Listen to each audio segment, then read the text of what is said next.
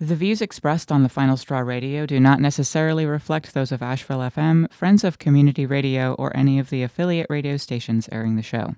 Airing first on Asheville FM, WSFM LP at 103.3 FM in Asheville, North Carolina. This is The Final Straw, and I'm William Goodenough. The show will later be archived at thefinalstrawradio.noblogs.org, and you can email us with questions or suggestions at thefinalstrawradio@riseup.net.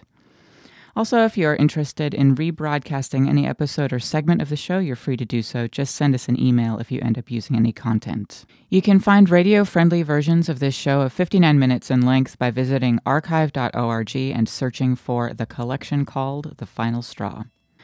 If you care to, you can send us letters at The Final Straw, care of Asheville FM, 864 Haywood Rd, Asheville, North Carolina, 28806.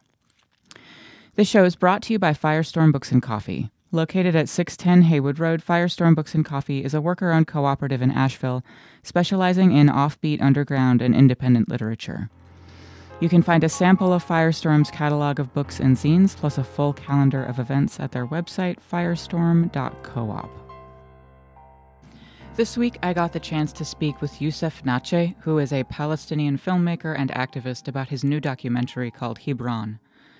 In this interview, we talk about how he got into making this documentary, some historical and present-day context for this series of struggle in Hebron City, and some suggestions for action.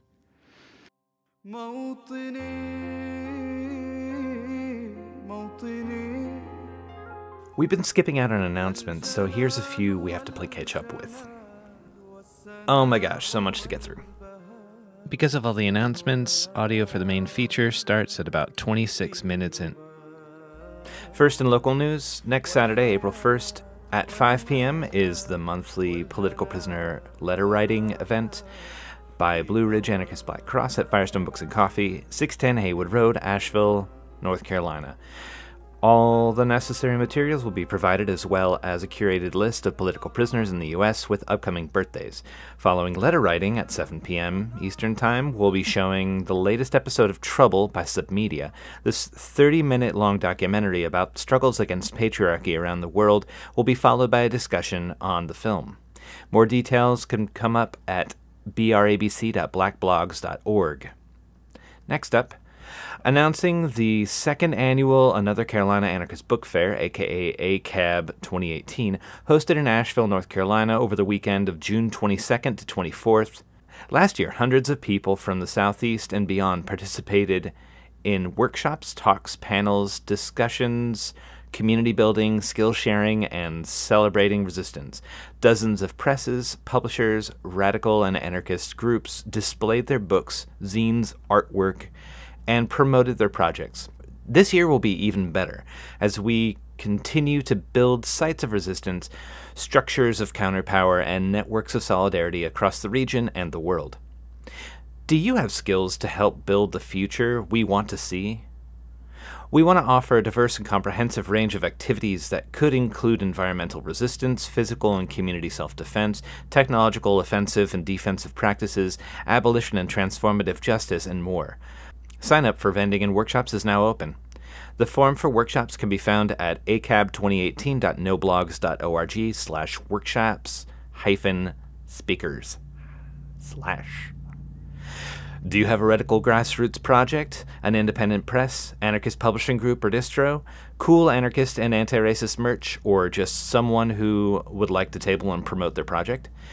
The form for those interested in tabling or vending at Another Carolina Anarchist Book Fair can be found at acab2018.noblogs.org/vendors-publishers. The vendor and tabling portion will take place both on Saturday and Sunday, June 23rd and 24th. You can table one or both days. The deadline for signing up is April 15th. Like 2 weeks away, for workshops and for vendors. For more information and ways to get involved, check out our website at, again, acab2018.noblogs.org, or follow us on Instagram at acab.2018 for instant updates. March 24th was International Day of Solidarity with Afrin, the canton and eponymous city in Rojava that's been besieged and now overrun by Turkish and Islamic Free Syrian Army Forces. People in the cities around the world shared space, took to the streets, chanted and waved banners, held discussions and more to raise awareness that the world was watching the atrocities in Rojava at the hands of the FSA and Turkish state. Info and events, I'm sure, can be found at itsgoingdown.org. Rojava is a democratically administered region in what would be the west of Kurdistan, or northern Syria. There has been a social revolution undertaken by multi-ethnic and religious councils, foregrounding struggles against patriarchy with a vision of direct democracy, feminism, autonomy, ecology, and anti-capitalism. The U.S. has been fighting alongside the mostly Kurdish forces of the YPG and all-women YPJ militia to destroy strongholds of Daesh, aka ISIS. The YPG and YPJ have proven some of the most effective units in fighting Daesh, as they're fighting for their own communities and values as opposed to professional soldiers brought in from elsewhere. The recent incursions by Turkey and the FSA over the Syrian border are in a way the fault of the U.S., which was claiming that it was going to use the YPG and YPJ as a border security force, giving the Turkish government of egomaniacal fundamentalist Erdogan the symbolic signal that the Rojavan forces could be attacked. Turkey has aided, armed, and abetted Daesh by allowing them to cross the border between Turkey and Syria, and shares the common enemy of Rojava, as Rojava views the Kurdish political prisoner in Turkey, Abdullah Öcalan, or also known as Apo, as their ideological founder. For Daesh, Rojava is an enemy because it's heterocultural, empowers women, and struggles against centralized state authority, as opposed to Daesh and the Turkish fascist forces. So in recent weeks, Afrin has been besieged and invaded. The city has finally been taken by forces of what is the second largest army in NATO, Turkey being just behind the U.S. Thousands have died or fled to the surrounding areas away from the bombs and mercenaries of the Turkish military and the FSA. Videos have floated around the internet of Turkish soldiers in Afrin giving the salute of the Turkish fascist group Grey Wolves, and FSA and Turkish soldiers looting and pillaging the city. The struggle in Rojava has inspired people in the West to join international brigades, kind of a reflection of the international struggles against fascism during the Spanish Civil War and Spanish Revolution. With the following announcements, we don't want to center whiteness as opposed to the people struggling for their homes and for a new way of life from Rojava who have been hurt or killed defending those homes and spreading the revolution. We only hope to fulfill these listener requests and also to tip our hats to the brave Westerners whose solidaristic hearts brought them to fight in Rojava against the forces of reaction and for a new world in their hearts. First is Anna Campbell. Anna was a dedicated feminist, social justice, and environmental campaigner, known to many for her activism around the student occupation movement, ecological and community outreach projects in Bristol and Sheffield in the UK. She was a key organizer in the IWW's IWOC group, also being involved in the Empty Cages Collective, Smash IPP, and Bristol ABC. Here's some audio sent by friends of hers of Anna reading a statement from the Rojava commune. To our companions, friends, and comrades, to borrow some words from the Zapatistas, what we learned is that from above comes only exploitation, robbery, oppression, and disdain. This means that from above comes only pain. On the 7th and 8th of July, the representatives of this world of pain and of killing for profit and power will meet in Hamburg. The world they want to preserve is dystopic. It's a world of F-16 bombers and combat drones, a world of patriarchal oppression, of spying and brutal exploitation. Their world of capital, nation-state and patriarchy is in a deep, long-lasting crisis, economically as well as politically, but also concerning their ideological legitimacy. Today, fewer and fewer people believe that we live in the best of all possible worlds. Our quest for a different world brought us to the liberated territories of the Middle East. The revolution in Rojava today embodies the spirit of resistance against their malicious world. The revolution happening in Kurdistan right now is our revolution and part of our search. Our search for what could be possible means accepting a rich heritage. The women of the Paris Commune of 1871 and the workers' militias of the Hamburg Uprising of 1923. That's us. The comrades of the October Revolution and the Spanish War. That's us. The workers on strike in India and the guerrilla in the mountains of Kurdistan. That's us. We are the anarchists of Greece. We are the witches and the rebellious farmers of the early modern period, and the poor in the consejos comunales of Venezuela. We are squatters, just as we are the Foodora and Deliveroo workers on strike. We, who are working here in Rojava as internationalists, are part of the worldwide fight of the oppressed against the reign of state, capital and patriarchy, just as you are today in Hamburg. Here in northern Syria, we have the space to prove, in practice, that we can organise by our own power and build a better world. We take part in the different sectors of the revolution. We see education and work in communes, cooperatives and neighbourhoods. We discuss and learn. We build houses and plant trees. We take part in the self-defence of the revolution against the murderers who want to suffocate it. The summit of the G20 is a meeting of the enemies of this revolutionary project. The actors of the capitalist world of oppression meeting in Hamburg embody everything that we oppose, from Trump to Erdogan, from Merkel to the Saudis, from Putin to Macron. This is why we are very happy about the fires of resistance that you want to light in the streets of Hamburg, and in the hearts of those that want to shatter their chains. The light of these fires shines all the way to the freed cantons. Our resistance needs a long-term perspective. That includes ourselves becoming militant personalities, letting our strength grow and learning the truth about the revolutionary struggle. This also means overcoming the culture of dominance, the traces that were left by patriarchy, a capitalist lifestyle, and the mentality of the nation state. Rojava is a good school. Here, we cannot only learn how to be an actual part of a movement and of a whole society. We teach ourselves in the arts of strengthening our unity and being diverse without falling into ideological randomness. In 1976, imprisoned comrades of the movement of the 2nd of June wrote, "What has to matter for us now and today, if we do not want to dig a political mass grave for all of us, is to overcome our fragmentation and to see over the horizons of our small groups."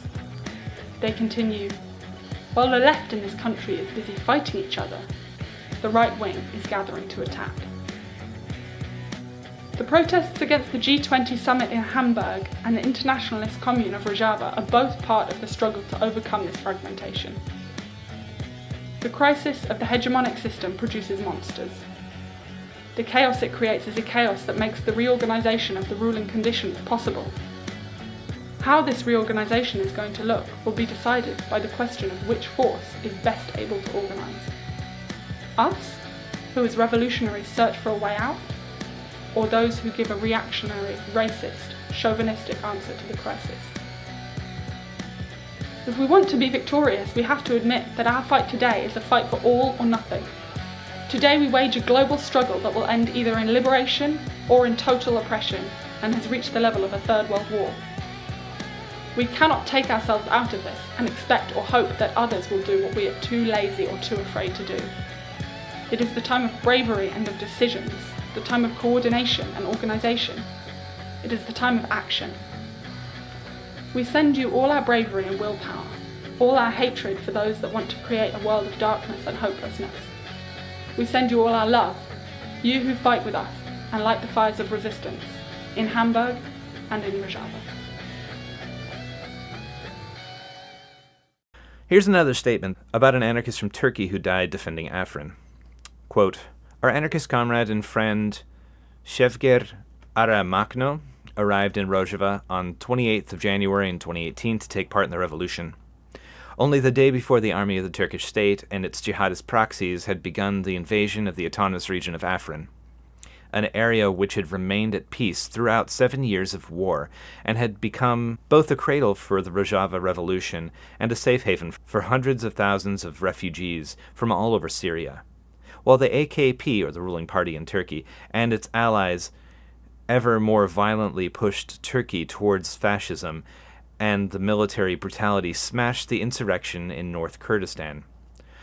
Rojava, and especially Afrin, became a beacon of hope and resistance for all those who defied Erdogan's regime. Comrade Şevger was from Turkey himself. He passionately wanted to join this resistance at the front lines.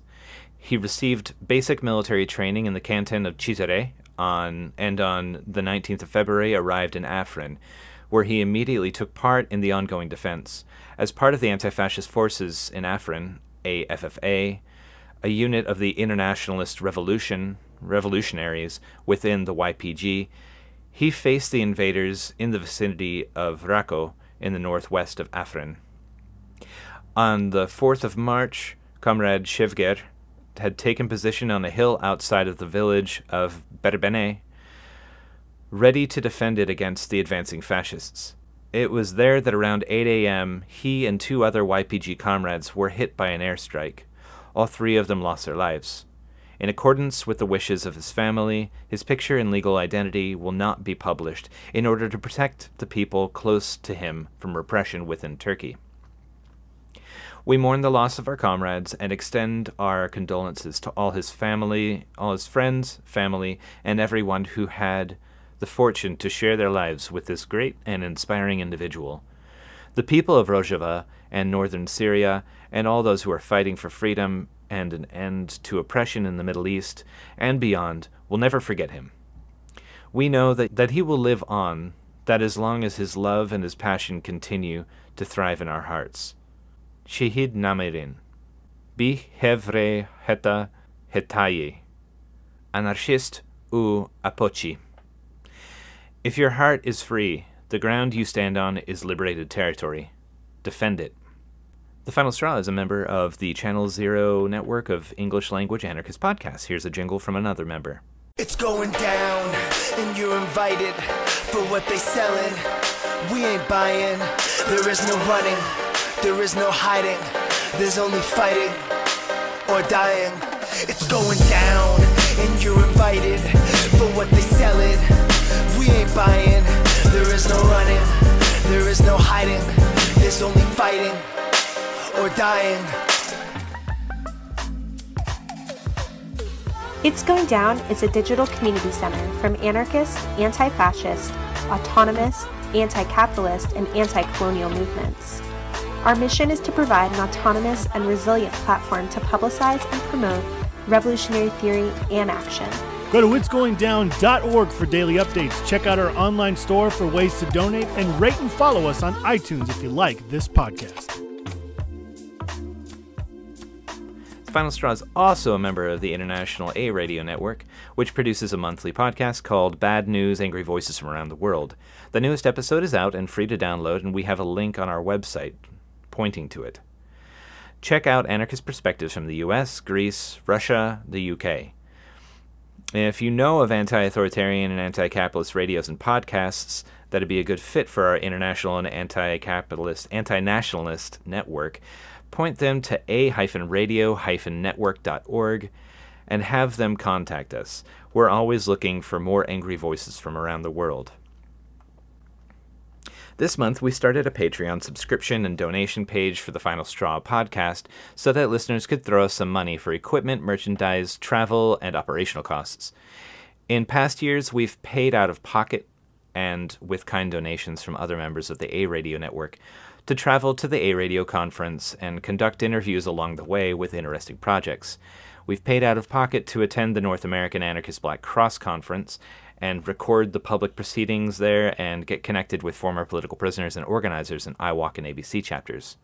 We've recorded proceedings from the Montreal Anarchist Book Fair and other public out-of-town events, traveling on our own funds. Well, we want to bring y'all more audio and that you can't easily hear, and hope that you'll be able to help us. You can visit patreon.com/TFSR for ways to donate and thank yous we're offering. We now have more than enough coming in to cover our syndication for our podcasts, which is $20 a month, which is a great start and a great alleviation off our pocketbooks. Do you want to donate, but you can't make a regular donation? Visit thefinalstarradio.noblogs.org/donate. for other ways to send us money. Want some of the swag up at our patreon.com but can't make the regular donations? We can work something out. Just get a hold of us. And thanks so much to the donators Zuki, Olivia, Scott, Jackie, Tiger, and Chris for signing up. And now for some words from anarchist prisoner Sean Swain. What you say, what you say, what you say, what? We'll call like a what? I recently received a letter from a prisoner named Omar Gent, who is serving 24 years in Colorado prison, convicted of a robbery. Omar is the founder of FreeOurBrothers.com. The situation he describes and hopes to draw attention to illustrates a pattern as to how the larger matrix screws all of us everywhere. The situation he describes is this. According to the Colorado Constitution's Bill of Rights, all felony prosecutions shall be prosecuted by grand jury indictment. That means the prosecutors can't take you to court unless they present the case to a grand jury, and the grand jury issues an indictment. In the practical world, grand juries are kind of a formality, and are admittedly a waste of time. A New York judge once quipped that a good prosecutor could get a grand jury to indict a ham sandwich. Grand juries typically do whatever a prosecutor suggests they should do. But grand juries are made up of ordinary, ornery people, rabble like you and me. Well, maybe not like you and me. I guess most people don't look for ways to burn down the courthouse. But even ordinary people are unpredictable, so lawyers hate submitting things to the whims of non-lawyers. Also, grand juries are time-consuming. So, in Colorado, from what Omar tells me, prosecutors have found some way to bypass grand juries by relying on devices called complaint and information. As a consequence, less than 1% of felonies across Colorado are presented to grand juries. Omar argues that this is illegal, since the Colorado Bill of Rights requires a grand jury indictment, and since 99% of cases go to court without an indictment, all of those convictions are invalid, not worth the paper they're printed on.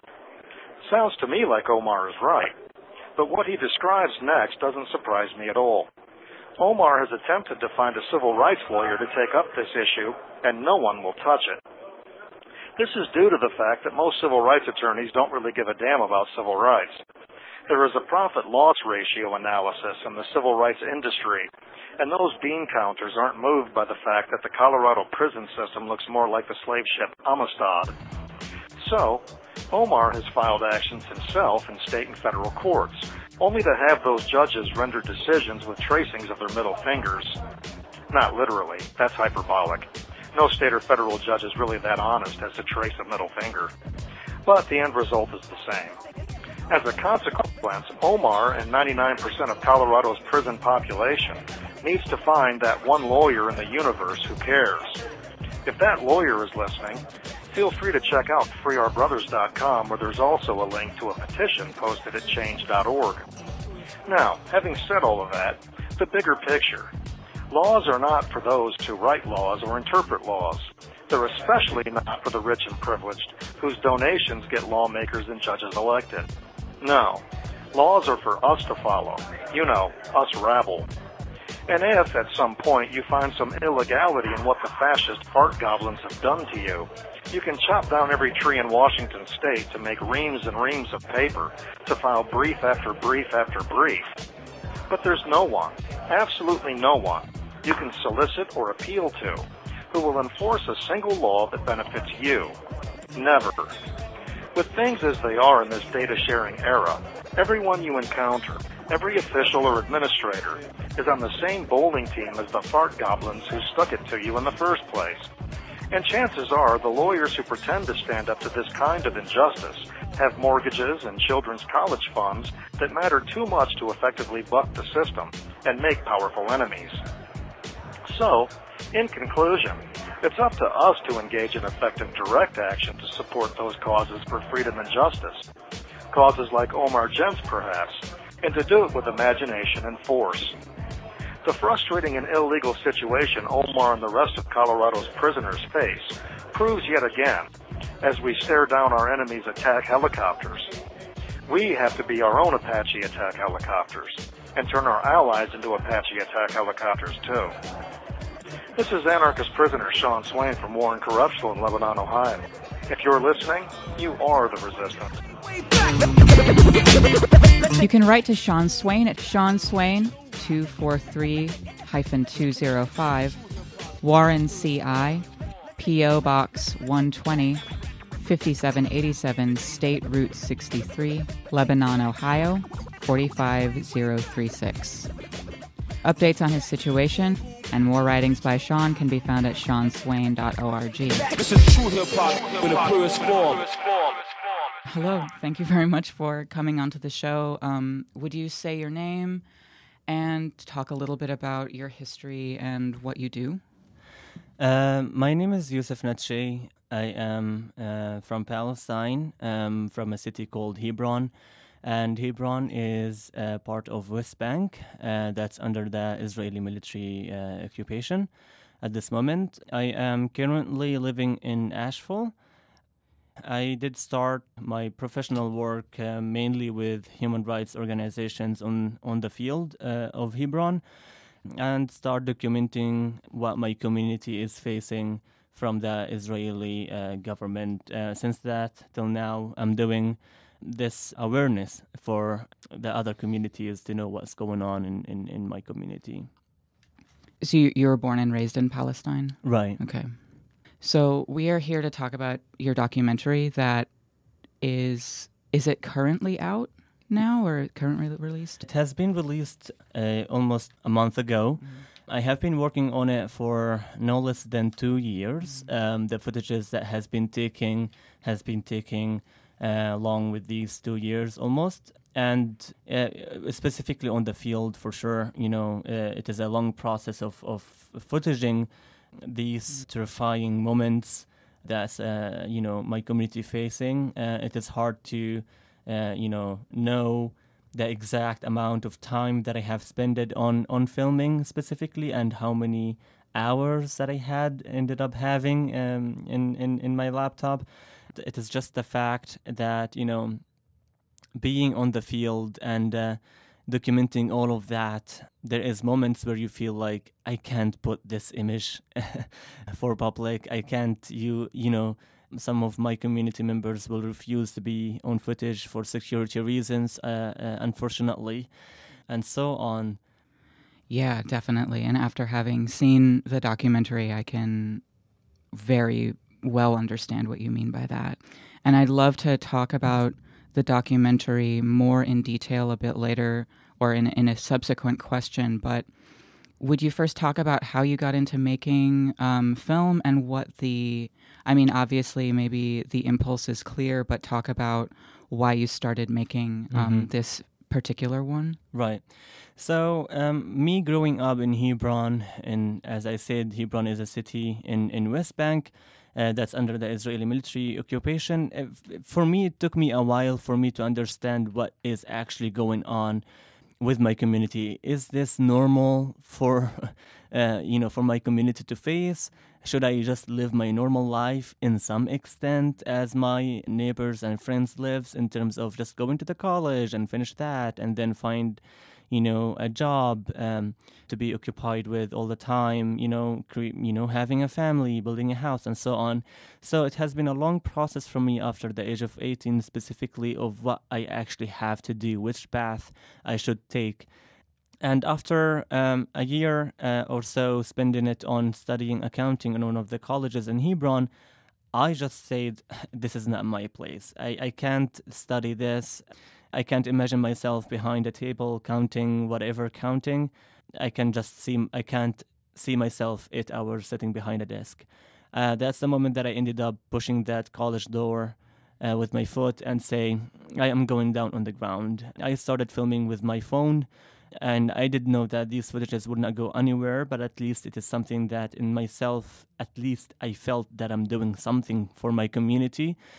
Afterwards, I ended up in a scholarship with one of the colleges from Egypt. I ended up having a media scholarship for a year, and after that I became more familiar with filming and photography and so on, and I worked with different local radio stations and international filmmakers and at the same time journalists. So I became more familiar with like how I use like how I supposed to use the cameras, how I supposed to film, and so on.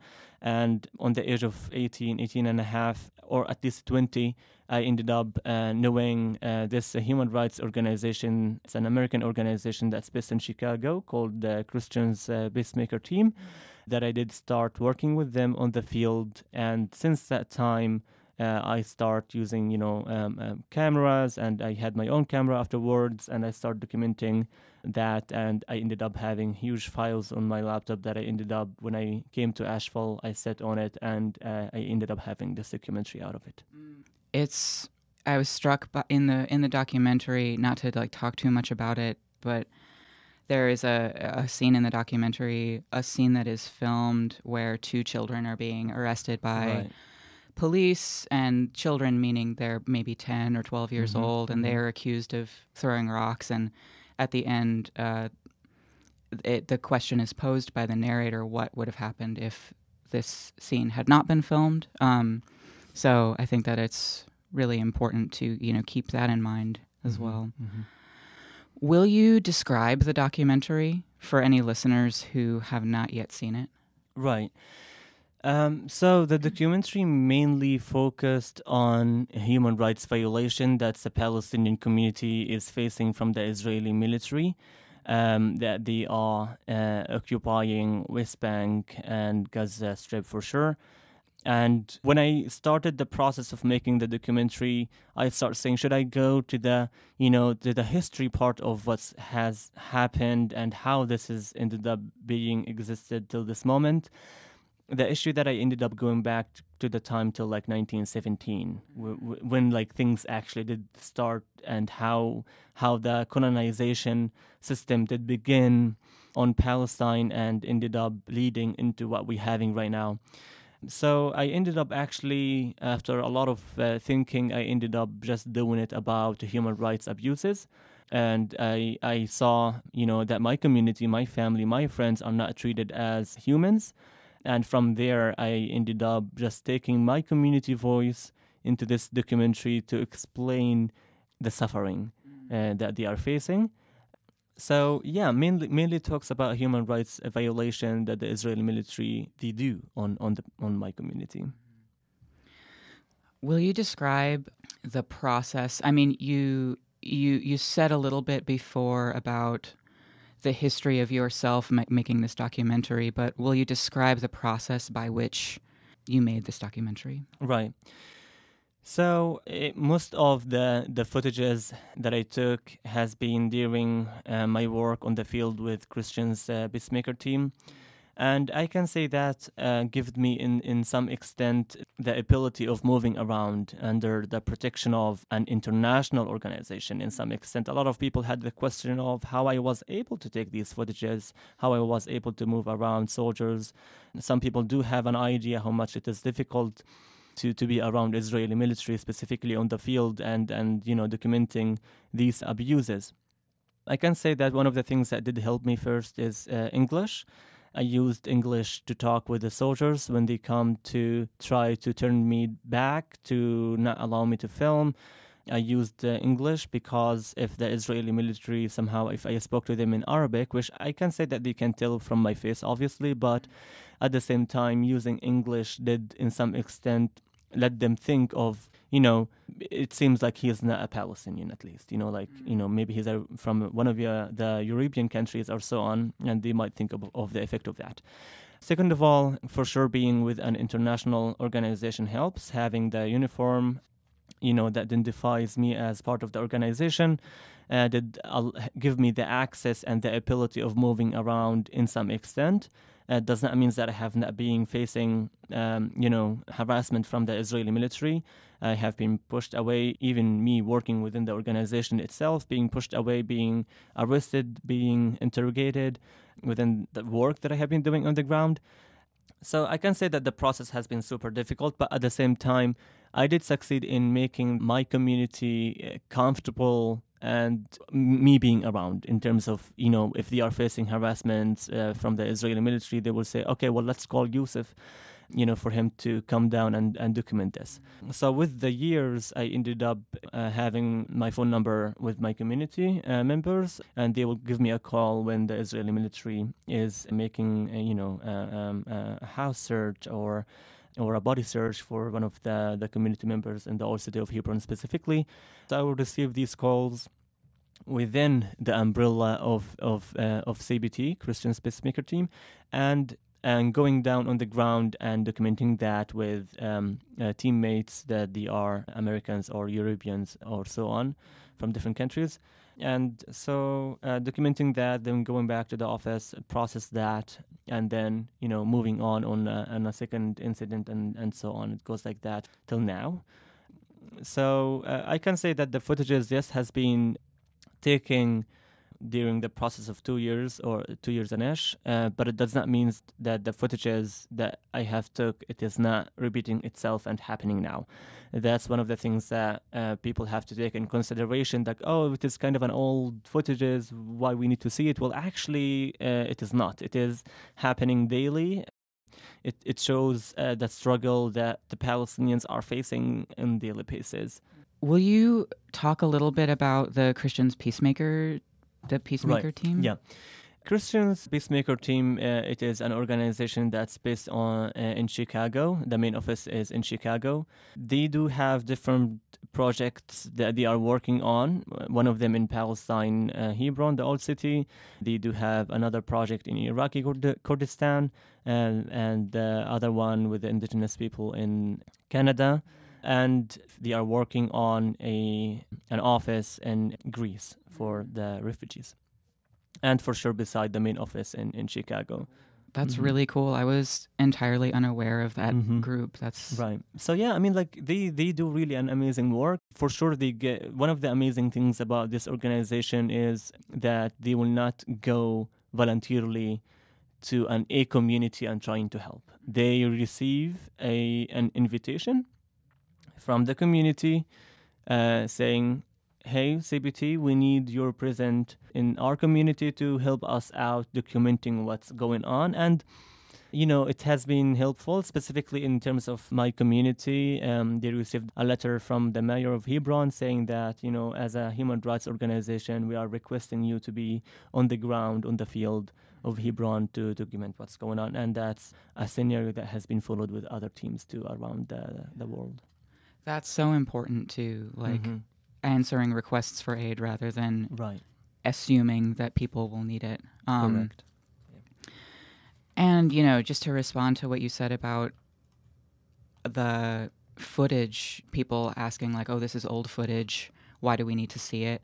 And it's not old footage. It's, I think it's anybody who was raised in the United States and who is in any way aware of like the 24-hour news cycle will be familiar with and perhaps somewhat desensitized to depictions of this kind of violence, and keeping it in mind that this is a kind of violence that isn't stopping when the cameras stop, and in fact is worse perhaps when the cameras aren't rolling, is very, very important to keep in mind, I think. So yeah, thank you for bringing that up. So I'm curious about what your political stance is, since this is an anarchist radio show, and do you feel like that comes across in the documentary? Right. For myself, as a Palestinian and a person that grew up in an environment that does not believe in government, for sure I don't.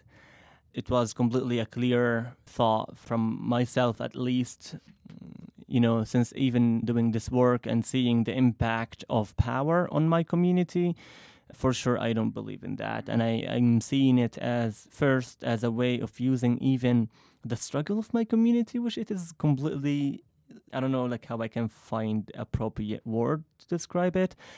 Like, using the suffering for collecting money. And I can say that that's one of the things why I feel like I for sure will not believe in any kind of government power that's mainly using the struggle of my community for aid, for funding, for resources, and saying that we're going to use it for building houses or for creating a secure field for my community, and that's for sure it's not happening. And a lot of money that has been directed for the Palestinian Authority that Palestinians are not aware of. Palestinians don't see it. The only thing that we do see is armed Palestinian police that they don't have authority on anything. The Israeli government controlling even the Palestinian Authority. And I can say that rather than the Palestinian president buying a new airplane, saying that I want to buy a new airplane for me to travel for meetings to try to solve what the Palestinians are dealing with, just to spend that money on a refugee camp in West Bank, spend it on the refugee camp in Lebanon who are not having the basic living wage. And I can say that for sure, in the documentary, talking about human rights specifically, that's why in terms of the history about Palestine and what it has been sent abroad for the international media about my community struggle, and the struggle that my community is facing, it became super tricky about how we gonna name this struggle, how we gonna finish it, how we can focus on an something, anything to try to solve this issue. And for sure my community did resist this occupation really long time ago, and we have used different way of resistance to try to take this occupation down. And I can say that, unfortunately, the international media did play a big role of sending the wrong image for the international community. And to the extent that the Palestinians being called terrorists for whatever we are doing.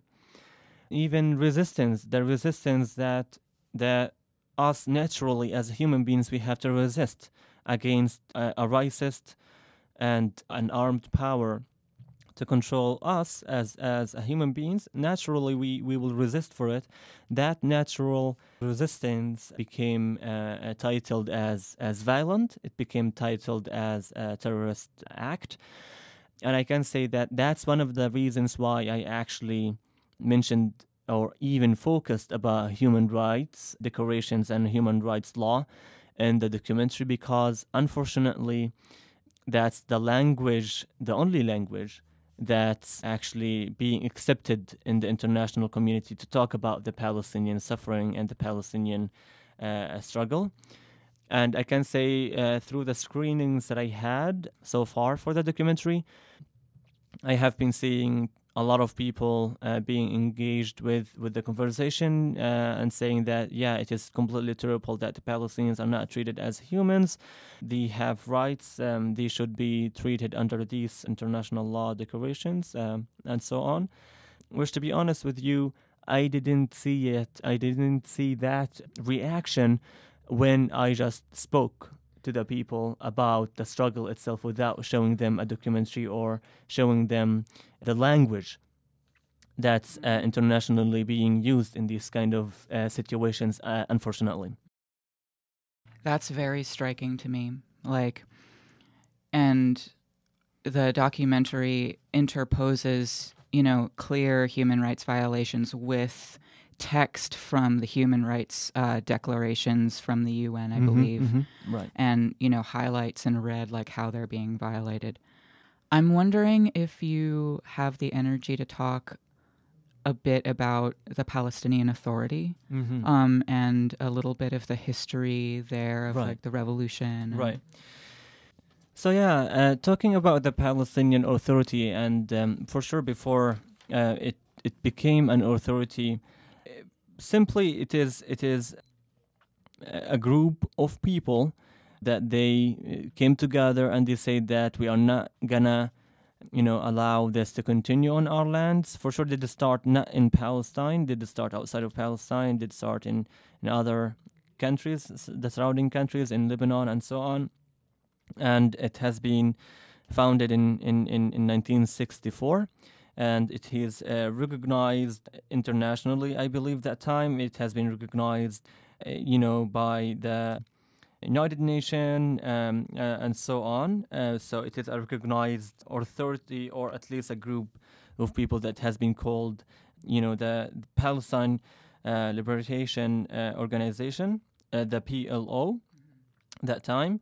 So the PLO, that's the organization that has been out of the community. The outside, the Palestinian refugees, the Palestinians inside Palestine, the refugees who are still in villages and in camps in Palestine, they said, yes, we need an organization of people to be organized and to tell the world we need to be back as refugees, we need our rights, and so on and so on and so on. It's being made out of community members and refugees.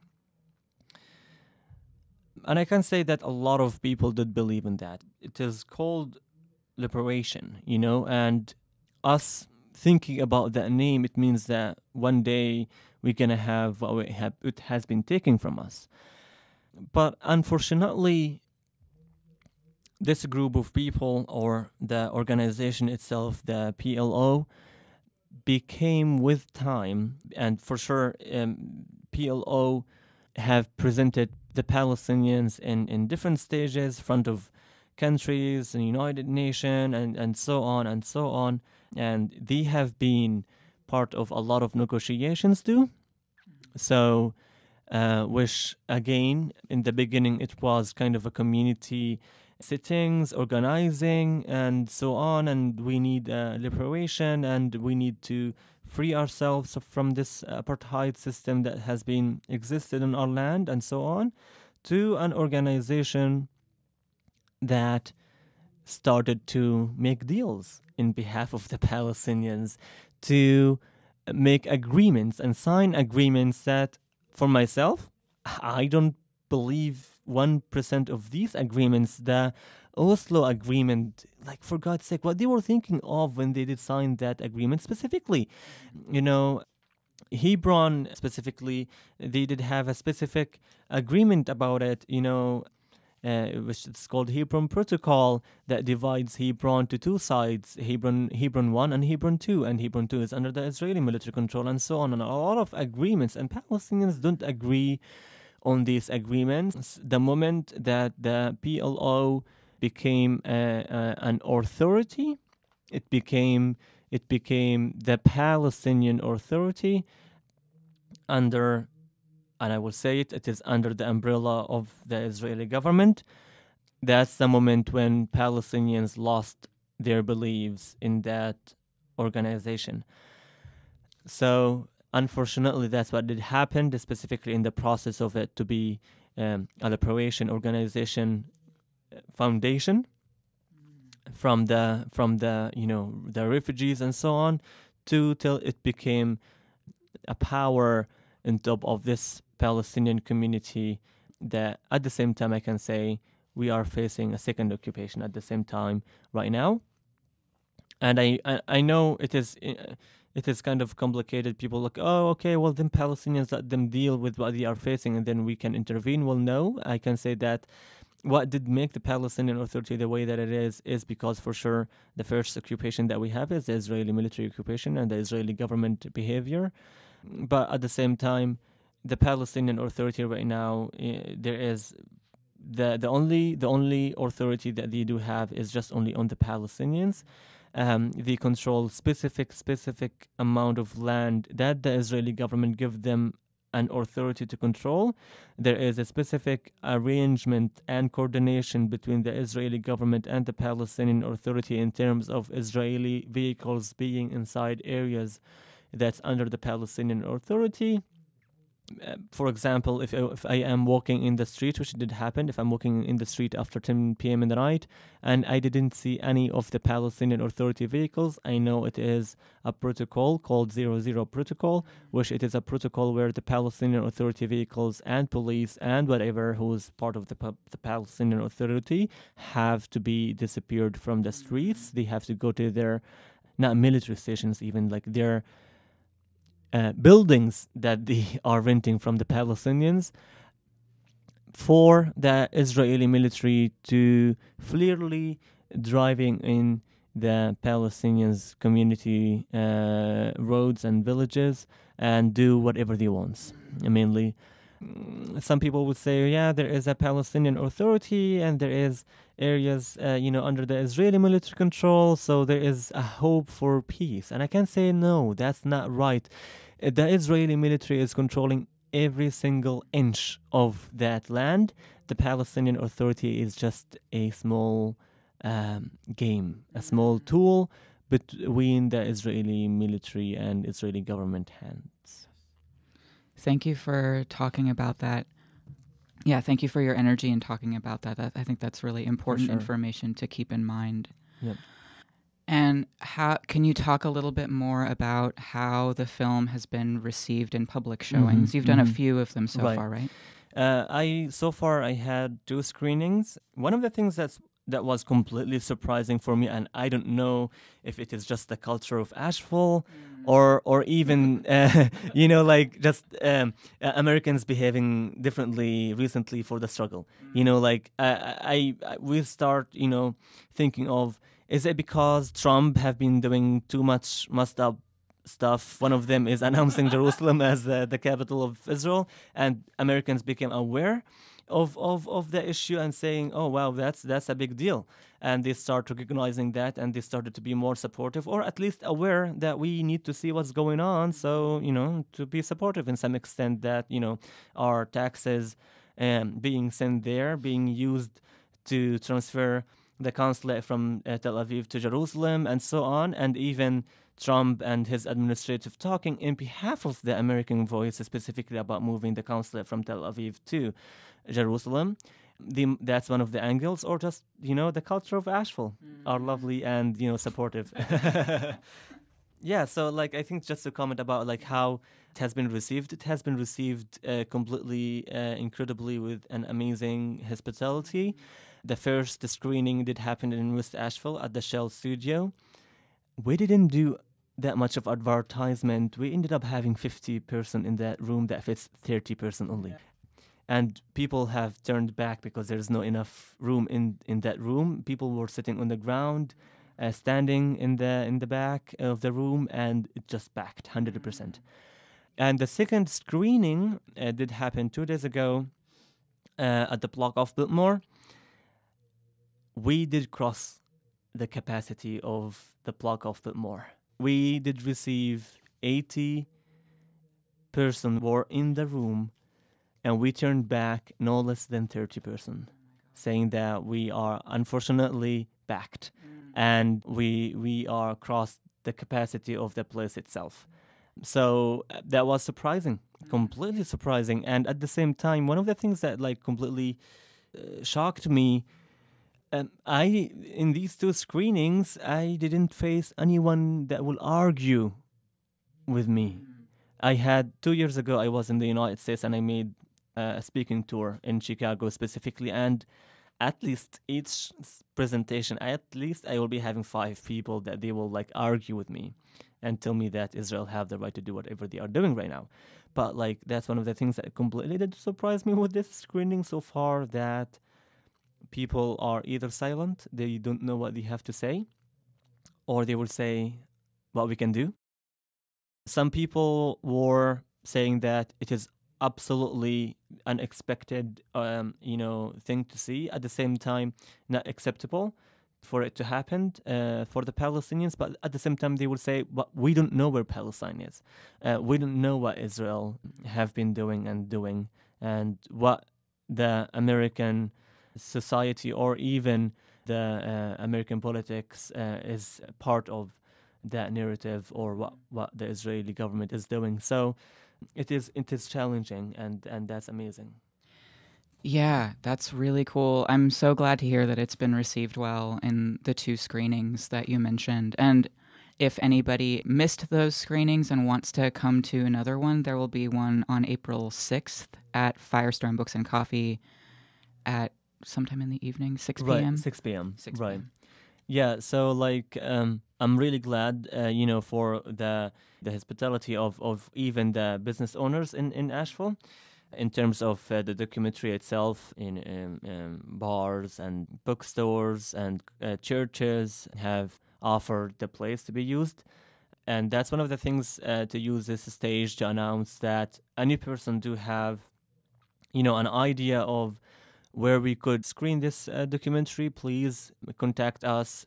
You can come to the screening that's going to happen at Firestorm on April 6th at 6 p.m. And there will be a panel discussion and at the same time a way of taking an action, and at the same time to give a space to the people who wants to be part of organizing screenings, not just only in Asheville, also outside of Asheville.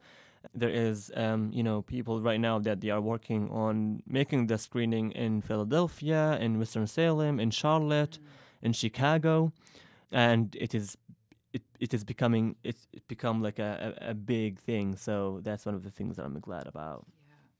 That is so cool. I'm really glad to hear that. So I'd love to talk a little bit more about the approach of the film. And so you mentioned, and it makes a lot of sense to me, the focus on human rights being, like you said in a previous reply, the only language that the international community recognizes to approach the struggle. And, I'm curious if you have any other opinions about like how to approach what is clearly, to me at least, an occupying, colonizing army in an apartheid state that's brutally oppressing an indigenous population. And if not, if like there aren't any more approaches that make sense for at least the United States audiences to think about this, could you talk a little bit more about the importance of the human rights focus? Right.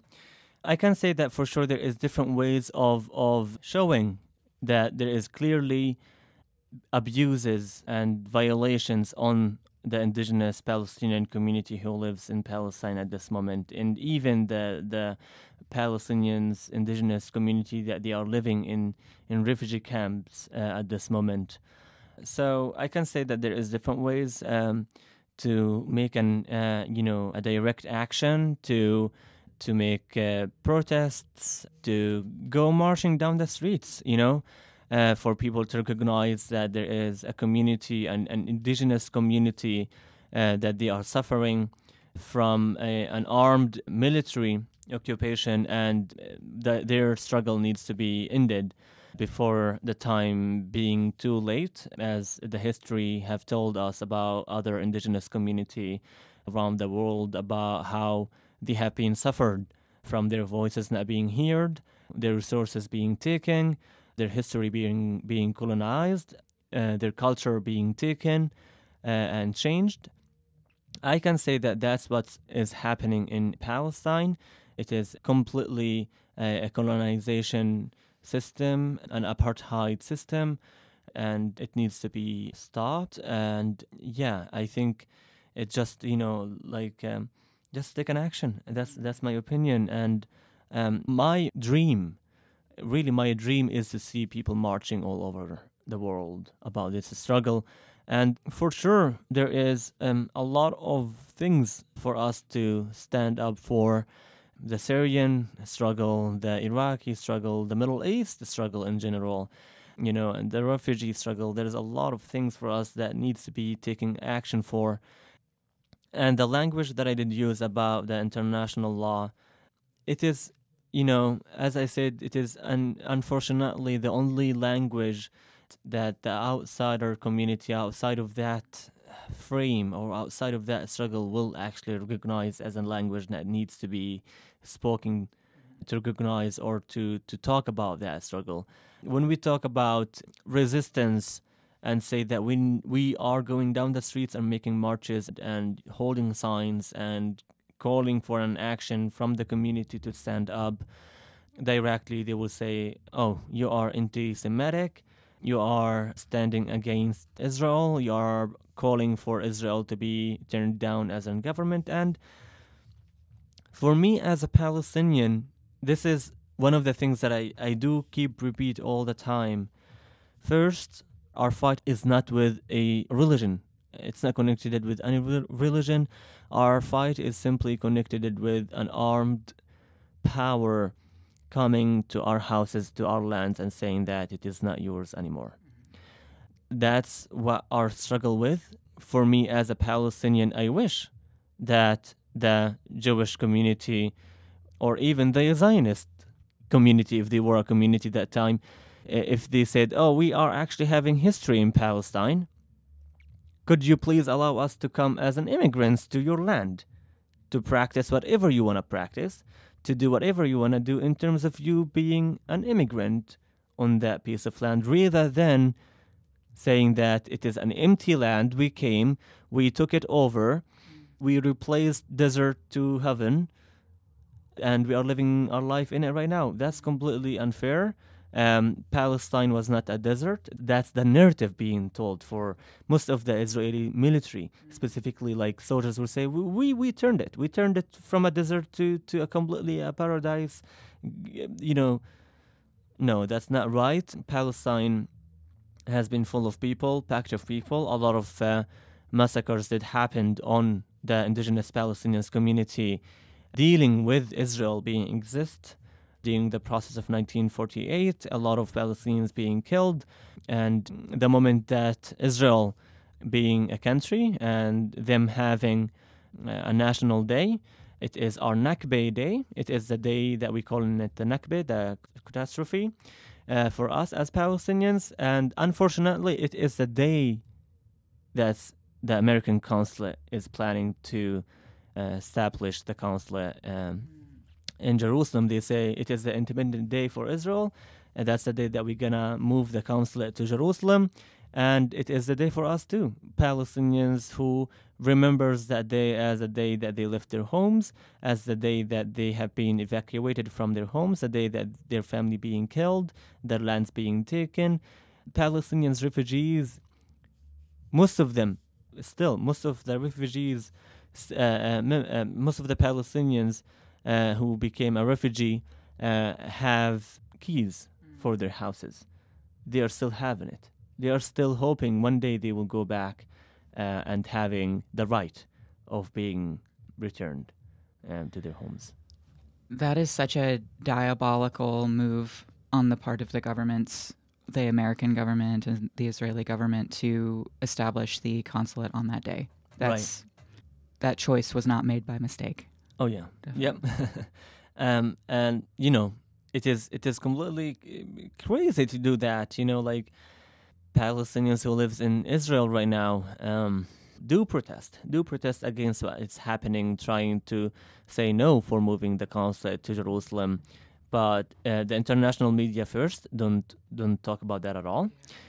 Second, the Israeli government have sent a lot of force, police, and military to turn off these protests and marches, and even they made a marathon against that a couple of days ago, and against the Israeli marathon that goes in Jerusalem for changing the history of the place, being turned down, people being arrested, being tear gassed, being shut down. It is completely terrible when we are talking about protests too, and that's one of the things when we talk about why we are talking about human rights declarations and why we are focusing on this part only. One thing I need people to recognize that when Palestinians do protest, it does not mean that they're gonna actually stay protesting. Like the Israeli, for sure we are resisting to what's going on. We're gonna protest till this occupation finish, hopefully one day. But the issue that the Palestinians do live under the Israeli military law. So we are living under a law that might be made verbally in front of me. If as an Israeli soldier said for me, go back, and I didn't, that's considered against the Israeli military law, and I can be arrested for it, and I can be jailed for it. Any demonstration to demonstrate against this occupation in West Bank and Gaza and in all the historical Palestine inside the Green Line, there is different ways of naming the land that has been taken and making Israel exist on it. We call it sometimes the green, inside the Green Line. We call it 1948 area. We just sometimes says Jerusalem. So even Palestinians that they live inside the Green Line, or Palestinians who lives in West Bank and Gaza Strip, are living under that law. The demonstrations and the protests are illegal under the Israeli military law. So even if I hold a flag and or a sign and went down to one of the these military checkpoints that the Israeli military have, plenty of them they have it on in West Bank and so on, they will consider it as a threat. They will be having the authority of shooting me right away. A lot of Palestinians being shut down, being killed. 2 days ago, a Palestinian being killed just because he was just walking. He was at completely the wrong place, the wrong time. He is disabled. He can't hear. He can't talk. And suddenly the Israeli military were outside of this military checkpoint, and he was walking his house right beside that military checkpoint. He didn't hear the sound bombs in the beginning, as a, because kind of awareness that Palestinians, if we did hear a sound bomb, it means that you need to run. Unfortunately, he got shot twice, a bullet in the chest and a bullet in his mouth, and he died at that moment. So that's one of the scenarios that we are dealing with in daily basis. And when we are talking about Palestinians, we are not, some people imagine that Palestinians are adults with, I can say with experience, yes, from how much we are facing and how much we are dealing with. We are adults. The children are adults in Palestine. So I can say that not only people who, Palestinians are not only up the age of 18. Palestine is knowing for how many minors we have. Our community and our family are really big. Like I have 7 siblings myself, and other families do have more. So I can say that what we are facing right now, Palestinians' children do face too. The Palestinians from the age of 12 under the Israeli military law is considered adult. On the documentary, the 2 kids being arrested, they were 10 years old. Even that the Israeli military don't respect their own law that they make. They arrested these 2 10 years old without any mercy. And on the documentary, it shows how terrifying they were, the kids, and were calling their parents to come to the Israeli military vehicle with them and for the interrogation too. They will be interrogated. They will be jailed, some of them. There is 350 Palestinian children right now under the age of 18 in the Israeli prisons. Prisons, not whatever other names they call, but prisons with adults, treated as adults. And that's one of the things also that the international community is not aware of. Yeah, thank you for bringing that up about the persecution of Palestinian children. As you've been talking, I've been thinking about how sort of similar the narratives of occupation are in, communities that I'm aware of, like Palestinian community, indigenous communities in the United States, Black communities in the United States, right. Children being like killed and jailed and persecuted way more than like more privileged demographics like white children. And, how all of these narratives are ongoing, like calling people thugs, calling people terrorists, Right. Shooting people for throwing rocks at, a fully armed, military soldier with a fully loaded AK-47 or whatever. Right. It's just so, it's striking me as being so similar and, just replicating itself all over the world. Yeah, it is, and as I said before, unfortunately, the history is repeating itself. And my community right now, I do resist in calling them the indigenous community, because some people will say they are from Saudi Arabia or from Jordan or from Syria or whatever. I can say that they are indigenous community.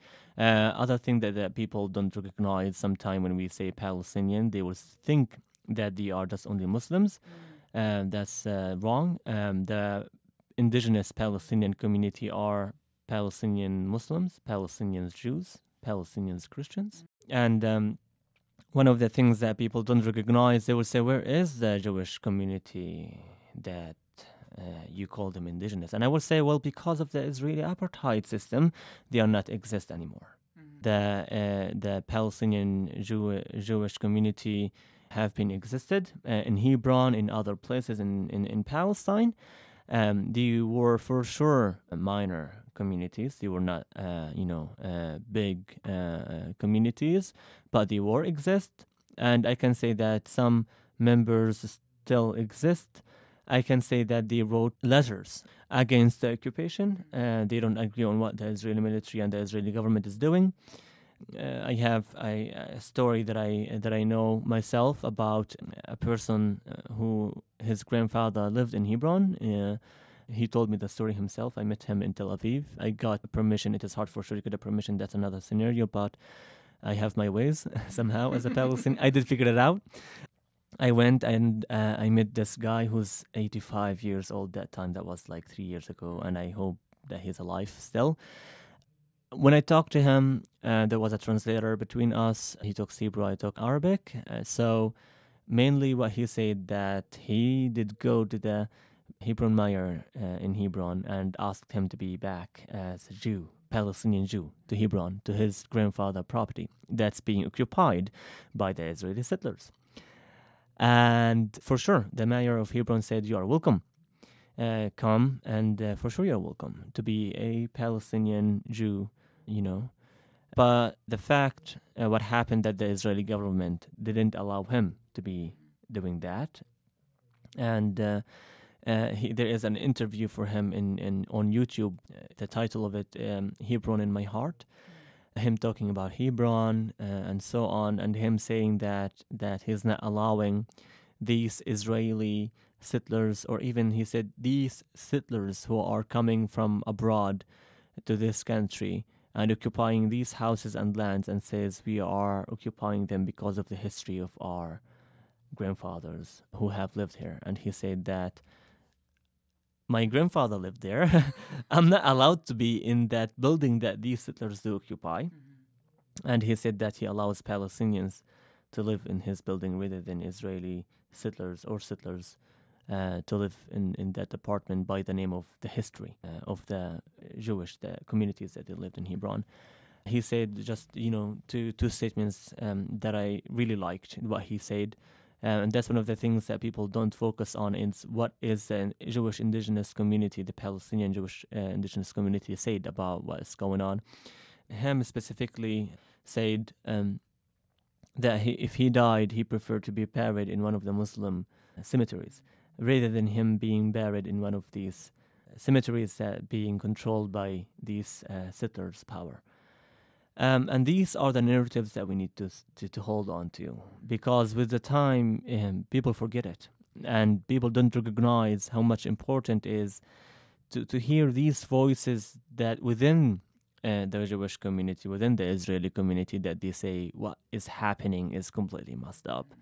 What the Israeli government is doing is completely messed up. And the issue with these voices, the Israeli government and the international media don't care about these voices because it became boring for them. It became kind of like, these voices, they are talking about that, but at the same time, no, Israel, whatever.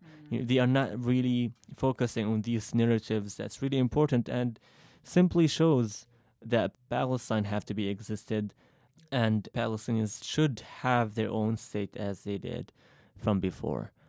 But again, unfortunately, these narratives, these words have not been used the way that the Palestinian community are facing, being titled in a completely different way. That did create a new struggle for the community, and so on. Yeah, I think that people are, unfortunately, because of how struggles get represented in mass media, are desensitized to certain kinds of violence, like what we were saying before. How can people find that YouTube interview with that man you were mentioning? So his name is Hayim Bajayu, and the title of that video called Hebron in My Heart. And I think if you type somehow, what happened in 1929. 1929 is a narrative, a lot of narratives in that point, but like specifically the time when the Palestinian Jewish community, a group of outsider came and overnight and killed a bunch of them.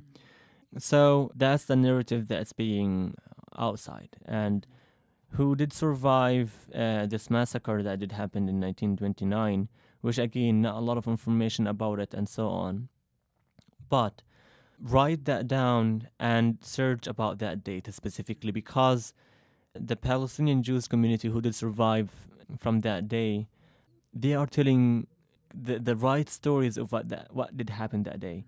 They have been saved by the Palestinian communities around them. They hided them in their homes.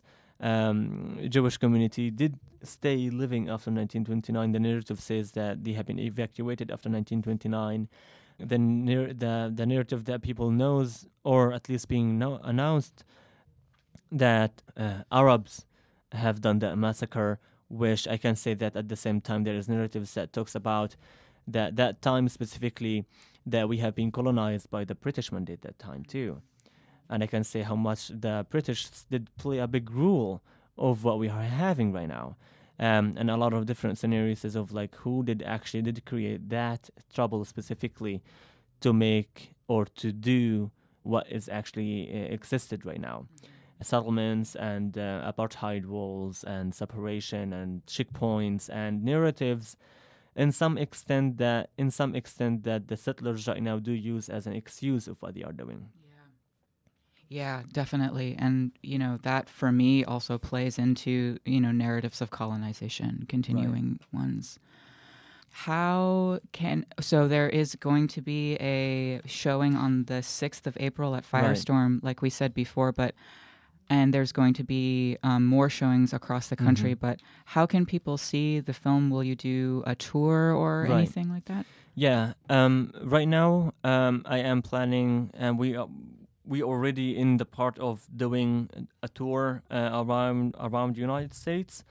We are asking people specifically in these screenings if they have any connections, if they have any community members, churches, already activists on the ground that they are willing to take the responsibility of organizing a screening to create in some extent funding for it specifically, and to try at least to cover the traveling expenses. It is completely for free. The screenings are for free. We ask for donations to cover the cost of making the screening in a place, at the same time to cover the expense of making brochures and flyers and the advertisement part of the screening. At the same time, hopefully in the future, we are going to do a tour around the United States. So there is a page in GoFundMe on the internet for Hebron Documentary. The title for it is Hebron Documentary. You can go to my website too. You can write down my name, Yousef Natsha, Yousef, space Natsha, Natsha. You can search that on Google and you will find my website. And in my website, you can see the upcoming events and you will be able to see the donation link on top. You can click on it and that will take you to GoFundMe link page. So there is different ways to support, and we need support. I can say that we really need support to spread the word. And there's different ways. Showing up to Firestorm presentation on April 6th at 6 p.m. is one of the ways to discuss also that. There is in Asheville specifically for the Ashevilleans community, there is groups over here in Asheville that they have participated in announcing the screenings and helping organizing the screenings, specifically the Block of Spitmore screening. And it is hopefully it is going to be the chapter of Jewish Voice for Peace Asheville. So, you can contact me. I can put you in contact with them in terms of any people who like to take an action and be part of these active groups that they already have ways of dealing with what the Israeli government is doing right now. There is other groups too, show up to the screening and you'll be having folders that's full of actions, full of taking actions, steps, and organizations that you can join, and information and so on about the history, and you'll all find it in the screenings, and usually specifically at Firestorm. Word. Thank you. Thank you so much for your time. That's all the questions that I have. Is there anything else you'd like to add? No? I think that's perfect. I think we covered all of the things, and yeah, I think it's amazing. Yeah. Thank you, Yousef, so much for your time in this interview. It was super interesting to talk to you about this, and it's a really, really important thing that you're doing, and thank you for doing it. Thanks, and thanks for you for having me here.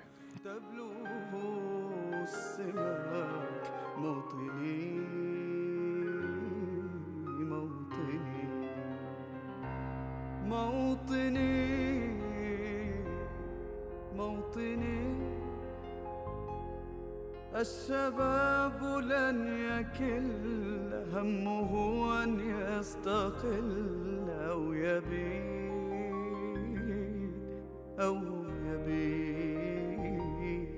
نستقي من الردى ولن نكون للعدا كالعبيد لا نريد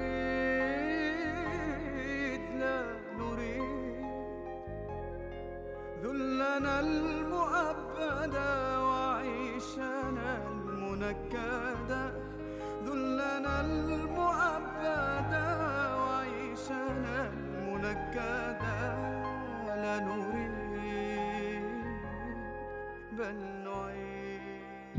You're listening to a recording of Murad Swaiti with Motini, which means my home.